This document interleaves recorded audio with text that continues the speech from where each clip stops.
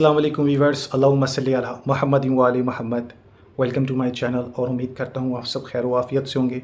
आज काफ़ी टाइम के बाद इंशाल्लाह राइस बिज़नेस के लिए एक वीडियो बना रहा हूँ, जो कि जैसा कि आप सभी जानते हैं वक्त गुजरते बहुत सारे नए लोग राइस बिज़नेस कर रहे हैं, लेकिन बहुत सारी प्रॉब्लम्स आती हैं। क्या करते हैं, एक बड़ी दुकान ले लेते हैं, राइस सेव कर लेते हैं और बाद अज़ा होता क्या है, उनको लॉस होता है।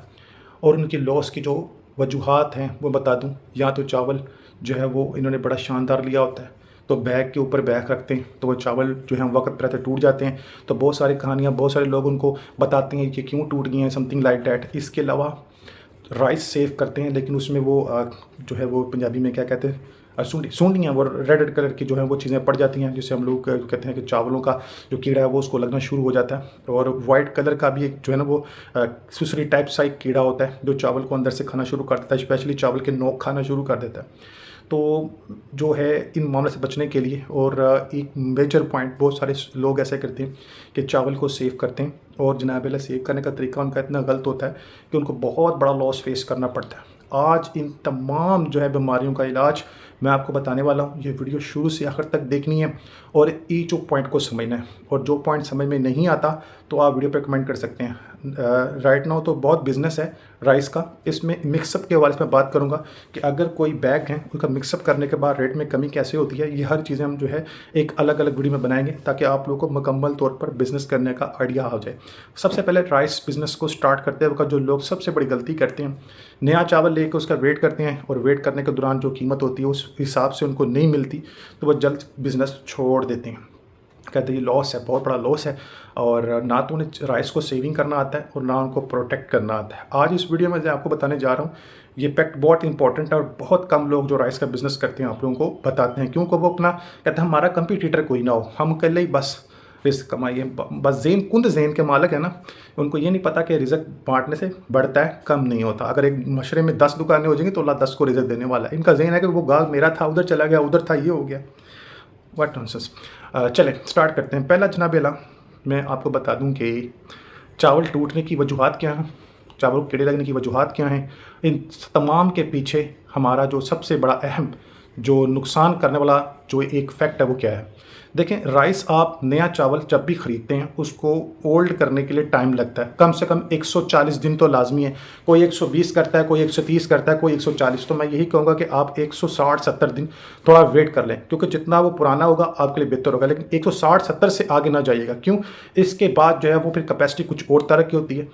चावल जो है वो जब नया ख़रीदते हैं, इसमें लोग क्या करते हैं, दे बैग्स पे बैग्स के ढेर लगाते हैं, दे बैग के बैग्स पे ढेर लगाते हैं, और बाद में जब चावल को निकालते हैं वो टूट जाता है। और बाज़ लोग तो ऐसे हैं, उनका सवाल ये था, और बड़ा गुड सवाल है, कि हम मूंजी के अंदर ही, ठीक है, मूंजी होती है उसी में ही चावल को रहने दें, मूंजी कहते हैं मूंजी रखने दें, या चावल को निकलवा लें। वो जब चावल की काश्त होती है तो ड्रम के ऊपर रख के उसको, वो पंजाबी में कहते हैं छट लेना, समथिंग लाइक ऐसा कोई तरीका है, जैसे चावल छिलका छोड़ जाता है तो फिर चावल छिलके से निकाल लिया जाता है। बाज़ लोग कहते हैं जी छिलका निकाल लिया जाए, बाज़ लोग कहते हैं छिलका ना निकाला जाए, क्या किया जाए। आज इन दोनों पक्ष पर भी बात करते हैं साथ ही, ठीक है। चावल का छिलका अगर आप निकाल लेते हैं तो चावल में नरमाई होती है, चावल बहुत जल्दी जो है वो टूटने शुरू हो जाता है।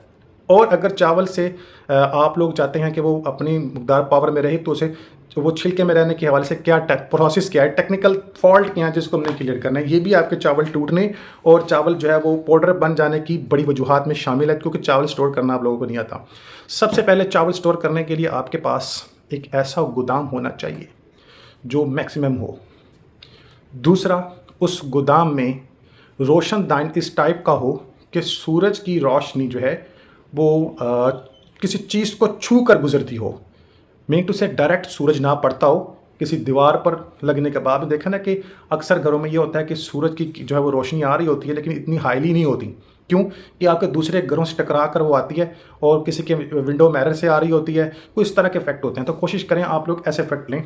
और एक चीज़ जो मोस्ट इंपॉर्टेंट है, रोशनदान होना। रोशनदान होना चावलों के लिए किस हद तक बेनिफिशरी पॉइंट है और किस हद तक नुकसानदायक है। इसलिए मैं कहता हूं कि हम लोग बिज़नेस करने से पहले वो फैक्ट नहीं देखते क्या फ़ायदेमंद है क्या फ़ायदेमंद नहीं, जिससे हम नुकसान उठाते हैं। रोशनदान अगर ना हो तो आपका काम चल सकता है, रोशनदान अगर होगा तो आपका काम नहीं चलेगा। क्यों? उस रोशनदान के ज़रिए आप लोगों के जो मामलात हैं, यानी जो नमी है चावलों के ऊपर वो आएगी। बारिश होगी या कोई सर्दी होगी या इस तरह का मामला, जब भी मौसम ठंडा होगा इफेक्ट तो पड़ेगा। हाँ, इस इफेक्ट को कंट्रोल किया जा सकता है। कैसे? वो पॉलीथीन बैग, जो प्लास्टिक बैग होता है, अगर आप राइस के बैग इसके ऊपर डाल देंगे तो काफ़ी बेनिफिट रहेगा। फिर उस रोशनदान से आपको इफेक्ट कोई नहीं है। मैं ये नहीं कहता रोशनदान बंद ही कर दे, अगर बंद कर देंगे तो सूरज की रोशनी कहाँ से आएगी? ज़मीन फाड़ के।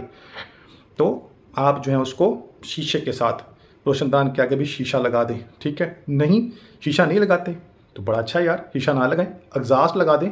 लेकिन एग्जास्ट के जो आउटसाइड दीवार है उसके ऊपर वो एक एग्जास्ट का मिलता है, वो बना होता है, वो बना आगे से वो फ्लैपर सा बना होता है, जालियाँ बनी होती हैं, जब वो चलता है जालियाँ उड़ जाती हैं, जब वो बंद होता है जालियाँ बंद हो जाती हैं। अब वो लगवा लें। दूसरा, पॉलीथीन जो पेपर है, प्लास्टिक शीट, वो अपनी बोरियों पे डाल लें, ठीक है, ताकि किसी भी किस्म के अगर वो मामला होते भी हैं तो राइस को इतना इफेक्ट ना पड़े। अगर चाहे राइस की जो अपनी खुद की तसीर उस वक्त बहुत गर्म होती है, वो नया नया होता है, फिर आस्ता आस्ता वो अपने मामला करता है। और जब आप नए राइस लें तो बोरी याद रखिएगा 50 किलो वाली, कम से कम 53 से 54 किलो वाली हो। 53 किलो वाली बोरी होगी तो चावल खुश्क होने के बाद 50 के करीब करीब आ जाती है, और सम ऑफ टाइम 14 +5 भी हो जाती है, यानी 50 किलो भी हो जाती है। पॉइंट टू बी नोटेड, क्योंकि ये इफेक्ट आपको सिर्फ वही बताएगा जो मुझे समझता होगा, ठीक है। ये बात आपको समझ लग गई। अब सबसे बड़ा मेजर इफेक्ट, लोग गोदाम देखते हैं, कोई पुराना सा घर, डूंगा पंजाबी गहरा, मीन टू से कि जिसमें पानी आ सकता हो, डूंगा घर सस्ता घर। ये सबसे बड़ी गलत बात होती है आप लोगों की कि आप लोग डूंगा घर में टू से कि जो निया नीचे होती हो जाता है नीचा घर, वो तलाश करते हो, सस्ता लाभ लोग भी दे देते हैं, गोदाम बन जाएगा। ये सबसे बड़ी गलती होती है आप लोगों की।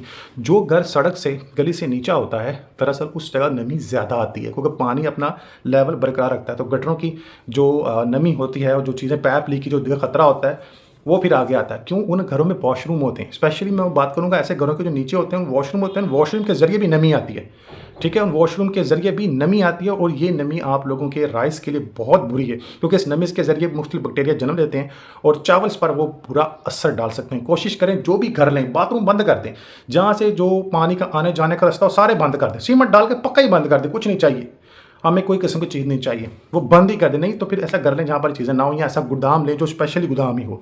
और नीचा घर नहीं लेना आपने, कितना नहीं लेना, जो भी घर लें कम से कम वो 2 फुट 1 फुट ऊंचा ही हो, 1 से 2 स्टेप उसके लाजमी हो। वो मैं फुट बाय फुट वाली बात कर रहा हूँ, वो 6 बाय फुट वाली बात नहीं कर रहा मैं। अगर ये ऊँचा होगा तो आपका बेनिफिशरी है। दूसरा मेजर फैक्ट, लोग क्या करते हैं, बोरी नीचे रख देते हैं, या नीचे प्लास्टिक की शीट बिछा के ऊपर बोरी रख के सान करते हैं, चलो ये थल्ले हो गया बस, उतने भी होगा, समथिंग लाइक दैट। और उनकी सबसे बड़ी गलती, बहुत बड़ी गलती, पहले तो आपको बता दूं कि जब भी आपने राइस का बिज़नेस स्टार्ट करना है, ज़मीन पर आपने पॉलीथीन बैग तो आपने बिछाना ही बिछाना है, लेकिन कोशिश करें जो थर्मापोर की शीट है, पंजाबी जिन्होंने चिग भी कहने आप, वो चिग दी शीटा लैके तुसी थल्ले बिछा लो। दूसरा, याद रखें घर वो होना चाहिए जिसकी दीवारें सारों क्लियर हों। ऐसे घर ना हो जहाँ पर जो है वो सेम आती हो, क्योंकि जब घर से घर बनते हैं तो सेम आ जाती है, और सम ऑफ टाइम वो घर नीचे आने से भी ज़मीन से भी सेम आ जाती है, और वो सेम आपके चावल के लिए ख़तरा है, इतना बड़ा ख़तरा है कि आप बिलीव नहीं कर सकते हो। कोशिश करें घर में सेम ना हो, अगर सेम है कोई मसला ही नहीं है यार, उसको चूना करवाओ, दीवारों में चूना करवा दो। चूना क्योंकि उसकी तासीर गर्म होती है डिस्टेम्पर की निस्बत, वो पानी पी लेता है, ठीक है। और उसके बाद आपने क्या करना है, यही पॉलीथीन शीट, इतनी महंगी नहीं है, सॉरी पॉलीथीन नहीं, थर्मापोर शीट, ये चिक इतनी महंगी नहीं है, आपको सस्ती शीट मिल जानी है। दूसरी शीट ना लगा लेना चाइना वाली डिज़ाइनिंग वाली, वो ना लगाना, वो भी नमी छोड़ती हैं। वो शीट लेकर आपने फिक्स कर लेनी दीवारों में, ठीक है। वो हो जाती हैं, आप किसी भी तरह एडजस्ट कर लो, हो जाती हैं, ऊपर नीचे कर लें आप। वो उन हीट्स का क्या फ़ायदा होगा उन शीट में, वो शीट आपके राइस पर नमी नहीं आने देंगे, बल्कि चावल की जो गर्मोश होगी उन शीट की वजह से चावल और गर्मोश पकड़ेगा। दूसरा, बहुत सारे लोग ऐसा करते हैं कि जो बैग्स हैं राइस के, बैग के ऊपर बैग, बैग के ऊपर बैग, बैग के ऊपर बैग, खड़ा बैग, लेटा बैग, तिरछा बैग, इस तरह बैग लगा देते हैं, बस भर दो। ये सबसे बड़ी गलती है। और दूसरी बड़ी गलती, चावल जहाँ दीवार के साथ लगा देते हैं। दीवार के साथ चावल लगाना आप लोगों की सबसे बड़ी बेवकूफ़ी होगी। और चावल पर की बोरी रखने से पहले, बैग रखने से पहले नीचे कम से कम फर्श से इतना 6 इंच ऊपर पॉलीथीन वो शीट रखनी है आपने, सॉरी पॉलीथीन नहीं, सॉरी थर्मापोर जो आप देखें ना, भी फ्रिज वगैरह नहीं लेते हैं, कोई भी AC वगैरह नया लेते हैं, भी वो निकलती है शीट। वो क्यों निकलती है कि उसमें किसी किस्म की जो है नमी ना जाए, ताकि उसमें हीट रहे तो वो पुर्जे कायम रहें, वरना हवा गई, नमी गई, किट शॉट,